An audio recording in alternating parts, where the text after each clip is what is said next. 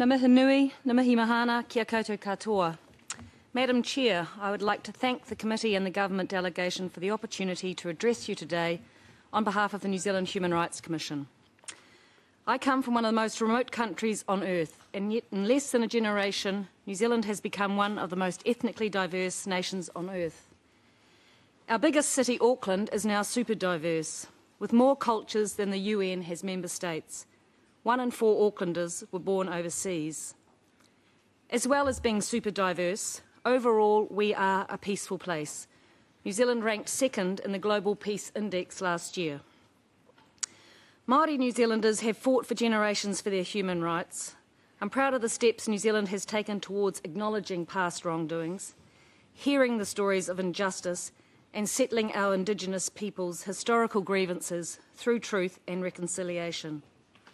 But realising the human rights of Maori New Zealanders remains ongoing. Indeed, eliminating all forms of racial discrimination in Aotearoa, New Zealand will always be a work in progress. We are not perfect, we can always do better, but we need to be honest, courageous and determined to work together. As Race Relations Commissioner, I am concerned about our country's social cohesion because this is crucial for good race relations.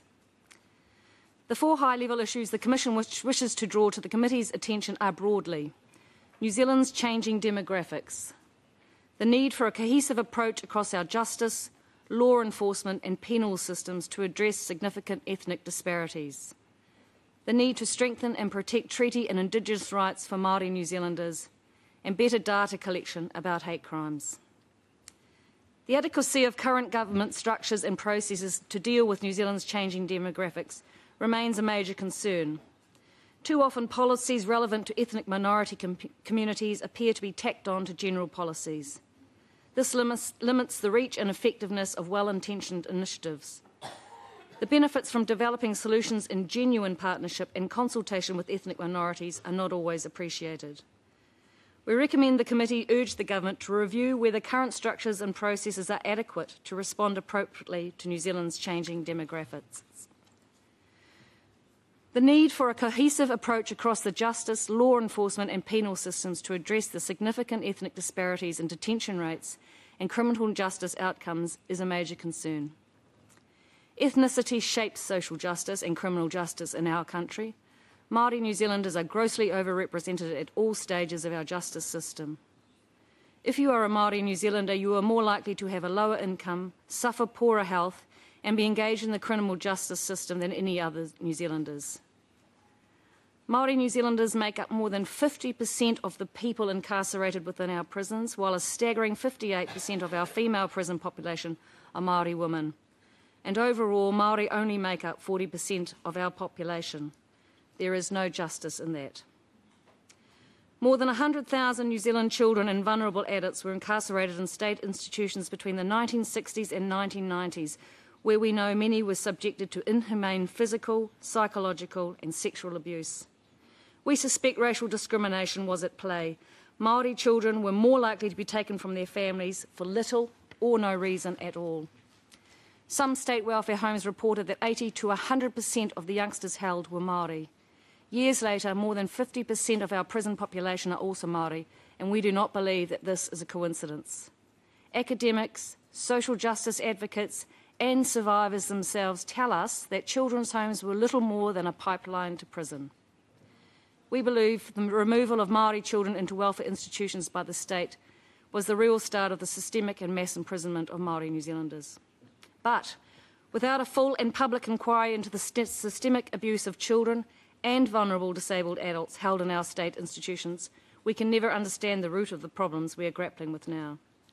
A cohesive approach across our justice sector is required to identify the root causes and eliminate systemic discrimination.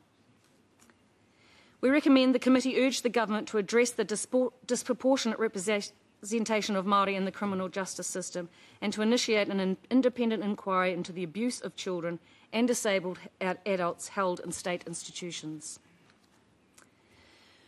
We are concerned about the need for strengthened protection and comprehensive implementation of treaty and Indigenous rights, including self-determination and participation, both as fundamental rights in themselves and as a means of addressing disparities experienced by Māori across a range of outcomes. One of the more significant of these challenges is how the state fulfills its responsibilities to Māori as the Indigenous people of Aotearoa New Zealand, while still meeting the obligations to other members of the community, including other ethnic minority groups. The government and Māori have a special relationship stemming from the Treaty of Waitangi, New Zealand's founding document. There are obligations of partnership, participation and protection. There is a need for strengthened protection and comprehensive implementation of treaty and Indigenous rights. Principles such as self-determination and participation are not just fundamental rights in themselves. They are a means for addressing the disparities experienced by Māori across a range of outcomes.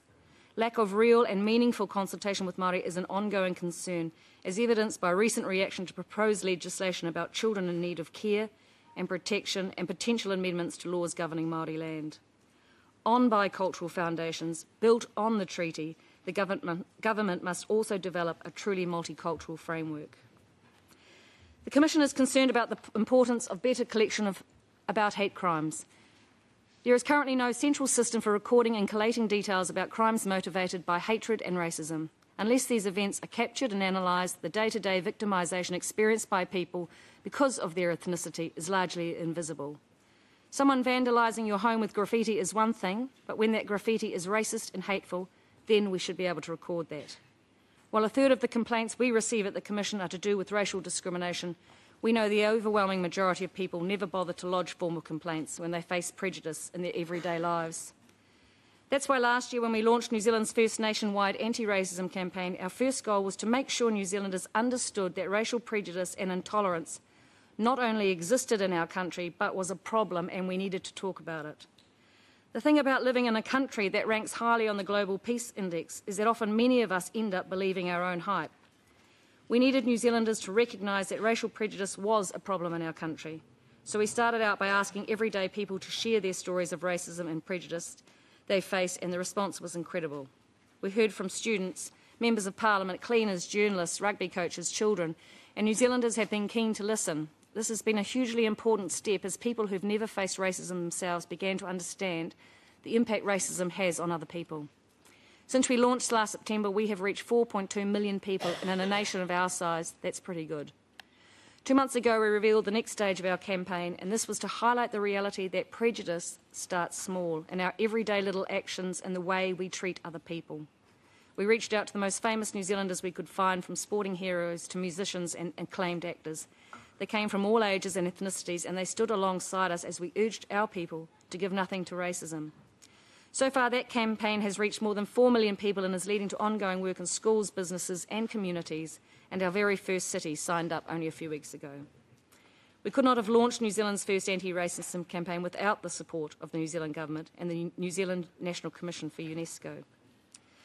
One of the things, though, that I always remind New Zealanders when talking about race relations is that we are all responsible for the kind of country we live in and for the kind of country we leave behind us.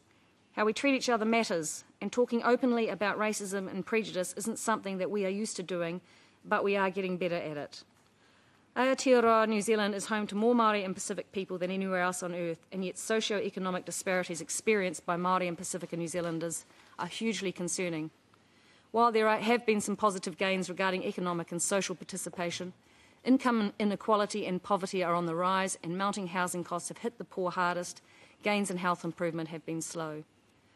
The 2013 census revealed that of those people who live in overcrowded houses, 38% were Pacifica, 20% were Māori, 18% were Asian, while 4% were European New Zealanders. People living in overcrowded homes were also more likely to live in unhealthy homes that do not use any form of heating. Overcrowded, unheated, unhealthy homes have a disastrous impact on the health of our poorest New Zealanders. And while the government is acting to improve housing quality, leading to health outcome improvements in some areas, much more needs to be done. Māori and Pacific New Zealanders make up less than 25% of our nation's population, but are significantly overrepresented in the ranks of those New Zealanders who face persistently low incomes, material hardship, and poor long-term outcomes across a range of indicators. We have a range of recommendations linked to the health and well-being of some of our most deprived communities, which we encourage the committee to consider and support. Finally, while we are thousands of miles away from many conflicts facing the world, We believe our country needs to do our bit in taking more of the world's most vulnerable people, as we face a humanitarian crisis our planet has never seen before. The Commission has and will continue to lobby for our government to increase our UN refugee quota, a quota that will be marginally increased next year, the first time in 30 years.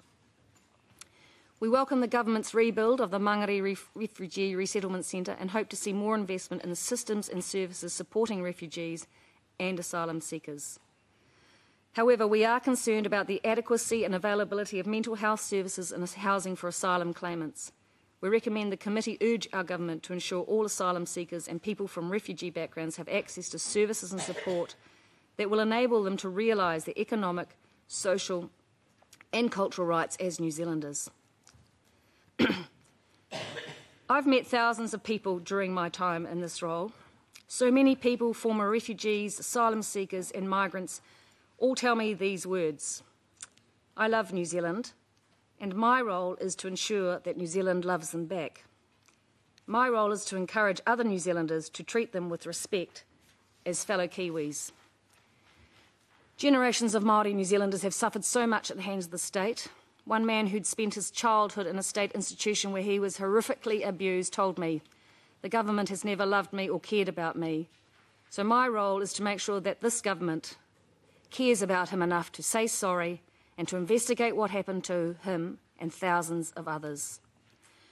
A nation's identity is not just about a flag or an anthem. A nation's identity is about who we are as a people, how we treat each other, and importantly, how our state treats us. Madam Chair and committee members, on behalf of the New Zealand Human Rights Commission, thank you for your time and your consideration. Nō reira, tēnā koutou, tēnā koutou, tēnā koutou katoa.